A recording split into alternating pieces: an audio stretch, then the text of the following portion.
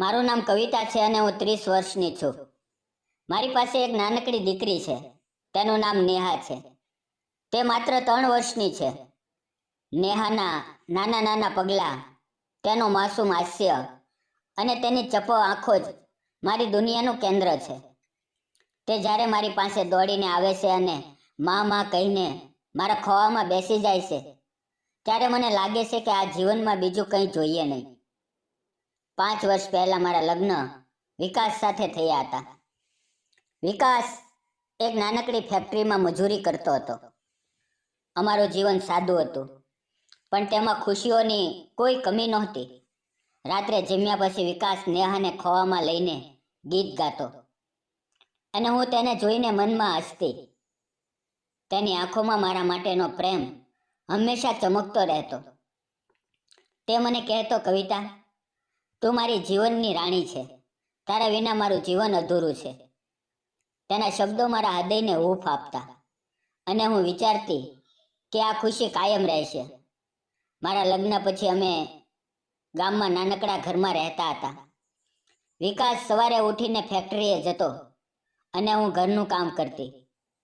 બપોરે તે આવે ત્યારે હું તેના માટે ગરમા ગરમ જમવાનું તૈયાર કરીને રાખતી.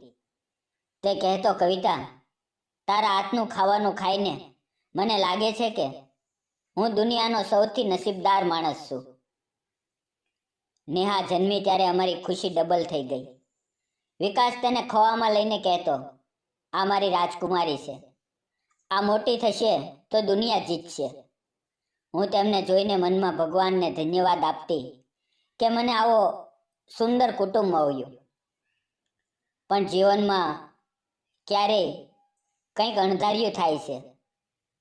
એક દિવસ વિકાસને તાવ આવ્યો. શરૂઆતમાં લાગ્યું કે સામાન્ય તાવ છે, કદાચ કામના થાકથી કે મોસમના ફેરફારથી. હું તેને ઘરેલું ઉપચાર કરતી હતી. ક્યારેક કઢું પીવડાવતી, ક્યારેક માથે પાણીની પટ્ટી મૂકતી, પણ તાવ ઉતરતો નહોતો. ધીરે ધીરે તેનું શરીર કમજોર પડવા લાગ્યું. તેની આંખોમાં એક અજીબ ક્ષીણતા આવી. અમે ગામના ડૉક્ટર પાસે ગયા. તેમણે કહ્યું કે શહેરમાં મોટી હોસ્પિટલમાં તપાસ કરાવો. અમે અમદાવાદની એક મોટી હોસ્પિટલમાં પહોંચ્યા. ત્યાંના ડૉક્ટરે તપાસ કરી અને કહ્યું, આ કેન્સર છે અને છેલ્લું સ્ટેજ છે. તે શબ્દો સાંભળીને મારા પગ ધ્રુજી ગયા. વિકાસ મારો હાથ પકડીને બોલ્યો, કવિતા, ડરીશ નહીં. હું લડીશ નેહા માટે, તારા માટે. આગળના દિવસો ખૂબ મુશ્કેલ હતા. હું દિવસ રાત હોસ્પિટલમાં રહેતી. વિકાસની સારવાર માટે પૈસા જોઈએ.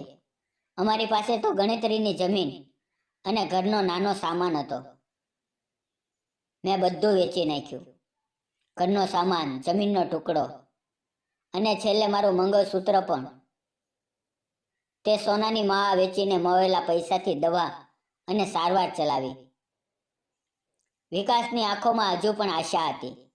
તે કહેતો, કવિતા, કવિતા, જો હું ન રહું તો તું નેહાને મજબૂત બનાવજે. તું મારી હિંમતવાન રાણી છે. પણ તેની હાલત દિવસે ને દિવસે બગડતી ગઈ. એક દિવસ રાત્રે તેણે મારો હાથ પકડ્યો અને કહ્યું, કવિતા, હું તને અને નેહાને ખૂબ પ્રેમ કરું છું. મારો પ્રેમ હંમેશા તારી સાથે રહેશે. તેના શબ્દો પૂરા થતા પહેલા તેની આંખો બંધ થઈ ગઈ. હું તેની છાતી પર માથું મૂકીને રડી પડી. નેહા મારી બાજુમાં ઊંઘતી હતી. તે અજાણ હતી કે તેનો બાપુ કાયમ માટે ચાલ્યો ગયો. વિકાસના ગયા પછી મારું જીવન અંધકારમય થઈ ગયું. હું મારા સાસુ સસરા સાથે રહેતી હતી. શરૂઆતમાં તેઓ મને સાંત્વના આપતા, પણ ધીરે ધીરે તેનું વર્તન બદલાઈ ગયું. સાસુ મને જોઈને કહેતી, આ છોકરી અપશુકન છે.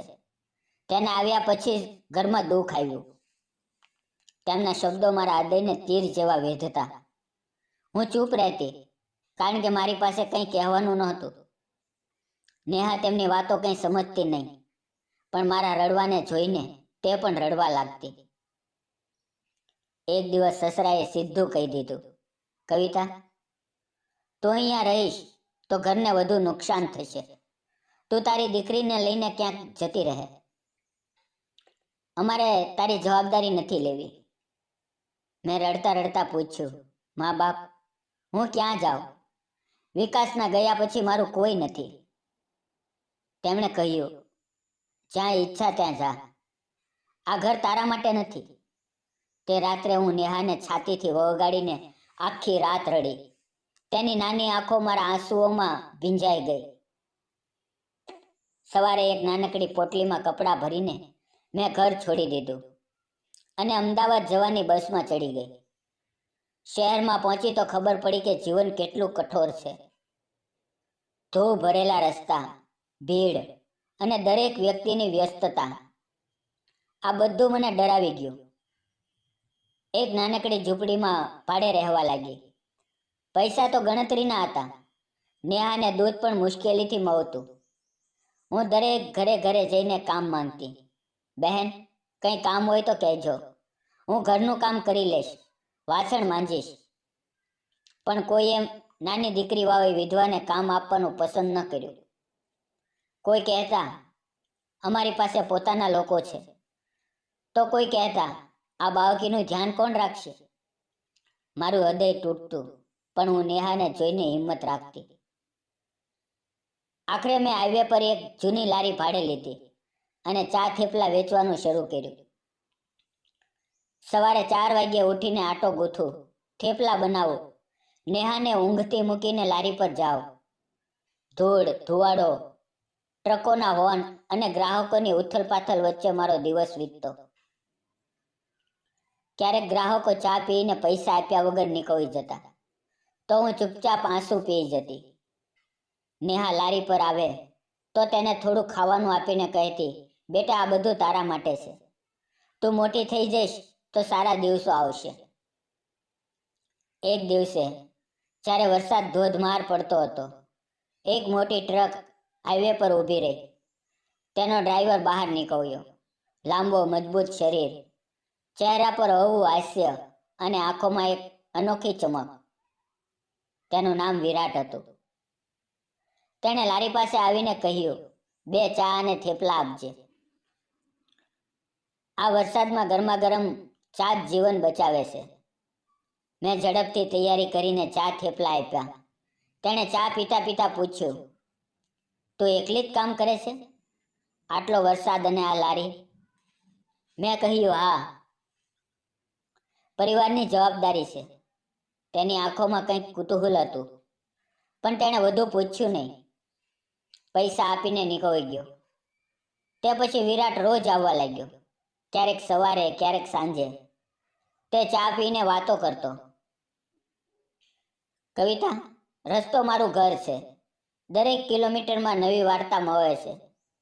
તે કહેતો. મારી વાતોમાં પણ તેને રસ પડતો.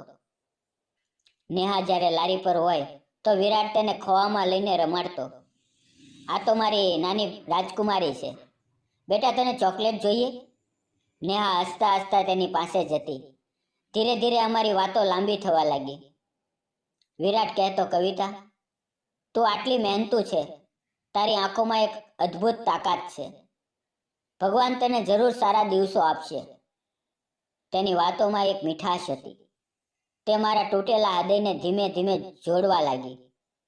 અમારી નજરો મળતી અને મારા હૃદયમાં એક ગરમાહટ થતી, જેવી વિકાસ સાથેના પ્રથમ દિવસોમાં થતી. એક દિવસ વિરાટે પૂછ્યું, કવિતા, તારું જીવન કેવું છે? તું ક્યાંથી આવી? હું થોડી વાર ચૂપ રહી, પણ તેની આંખોમાં વિશ્વાસ જોઈને બધું કહી દીધું. વિકાસનું કેન્સર, તેનું જવું, સાસરિયાનો ત્યાગ, શહેરમાં આવવું, લારીની મહેનત. બધું કહેતા કહેતા મારી આંખોમાં આંસુ વહેવા લાગ્યા. વિરાટ શાંતિથી સાંભળતો રહ્યો. પછી કહ્યું, કવિતા, તું દુનિયાની સૌથી હિંમતવાન સ્ત્રી છે. તારા જેવી મહિલાઓ જ જીવનને આગળ વધારે છે. તેના શબ્દોમાં પ્રેમની છટા હતી, જે મને સ્પર્શી ગઈ. એક ઠંડી રાત્રે મને અચાનક બહુ તો તાવ આવ્યો. શરીર કાંપતું હતું, માથું ફાટતું હતું. નેહા મારી બાજુમાં રડતી, માં, મને ભૂખ લાગી, પણ હું ઉઠી શકતી નહોતી. લારી પર જવું અશક્ય હતું. પૈસા નહોતા કે ડોક્ટર બોલાવું. બીજે દિવસે વિરાટ લારી પર આવ્યો તો બંધ જોઈ. તેણે પાડોશીઓને પૂછ્યું અને મારા ઝૂંપડા સુધી પહોંચ્યો. દરવાજો ખખડાયો તો નેહાએ રડતા રડતા ખોલ્યો. વિરાટ અંદર આવ્યો અને મને પથારીમાં પડેલી જોઈને ચોંકી ગયો. કવિતા, શું થયું? મેં કમજોર અવાજમાં કહ્યું. વિરાટ, તાવ છે. નેહા ભૂખી છે. તેણે તરત નેહાને ખોળામાં લીધી અને કહ્યું, ચિંતા ન કર, હું છું ને. તેણે નેહાને ખવડાવ્યું, મને પાણી પીવડાવ્યું અને તરત હોસ્પિટલ લઈ ગયો. તેણે મને દાખલ કરાવી, દવા લાવ્યો. આખી રાત માથે પાણીની પટ્ટી મૂકતો રહ્યો. તેના હાથોની ગરમાહટ મને શાંતિ આપતી.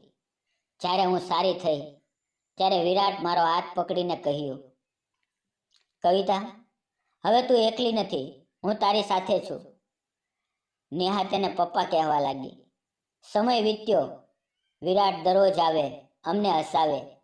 એક સાંજે સૂર્ય ડૂબતો હતો ત્યારે વિરાટે કહ્યું, કવિતા, મારી પાસે મોટું ઘર નથી, પણ મારું હૃદય છે, જે તને અને નેહાને પોતાનું માને છે. શું તું મારી સાથે નવું જીવન શરૂ કરીશ? મેં રડતા રડતા હા કરી. અમે મંદિરમાં સાદગીથી લગ્ન કર્યા. હવે અમે ત્રણેય સુખીથી રહીએ છીએ. મિત્રો, વિરાટે કવિતા સાથે લગ્ન કરીને સાચું કર્યું કે ખોટું? કોમેન્ટમાં જણાવજો. જીવનમાં સાચો પ્રેમ અને હિંમત નવી આશા આપે છે. અને આ વાર્તા કાલ્પનિક છે. જો તમને ગમી હોય મિત્રો તો એક કોમેન્ટ કરજો. ફરી મળશું આપણે આવતીકાલે એક નવી વાર્તાની અંદર. ત્યાં સુધી આવજો અને વિડીયો પૂરો જોવા બદલ આપ સૌ મિત્રોનો દિલથી ખૂબ ખૂબ ધન્યવાદ. ફરી મળીએ આવતીકાલે. ત્યાં સુધી તમારું ધ્યાન રાખો મિત્રો. ધન્યવાદ મિત્રો.